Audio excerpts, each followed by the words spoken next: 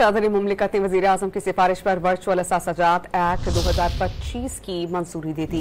वज़ीर-ए-आज़म के मुआविन खुसूसी बराए ब्लॉक चेन और क्रिप्टो के दफ्तर से जारी एलामिया के मुताबिक ये कानून पाकिस्तान वर्चुअल असासाजात रेगुलेटरी अथॉरिटी के क़याम का ऐलान करता है, जो खुद मुख्तार विफाकी इदारा होगा। उसे वर्चुअल असासाजात से मुताल्लिक़ इदारों को लाइसेंस जारी करने, निगरानी करने और ज़वाबित का नफाज करने के मुकम्मल इख्तियारात हासिल होंगे।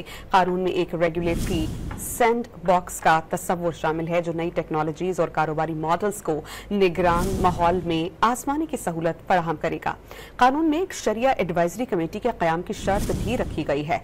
एक्ट के तहत वर्चुअल असासाजात एपलेट ट्रिब्यूनल में कायम किया जाएगा। सदर मुमलिकत ने वज़ीर-ए-आज़म की सिफारिश पर वर्चुअल असासाजात एक्ट 2025 की मंजूरी दे दी।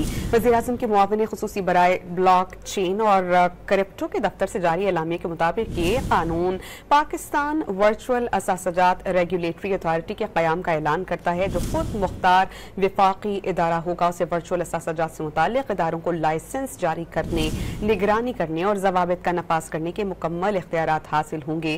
कानून में एक रेगुलेटरी सैंड बॉक्स का तस्वुर शामिल है, जो नई टेक्नोलॉजीज और कारोबारी मॉडल्स को निगरान माहौल में आजमाने की सहूलत फराहम करेगा। कानून में एक शरिया एडवाइजरी कमेटी के क़याम की शर्त भी रखी गई है। एक्ट के तहत वर्चुअल असासाजात एपलेट ट्रिब्यूनल में कायम किया जाएगा।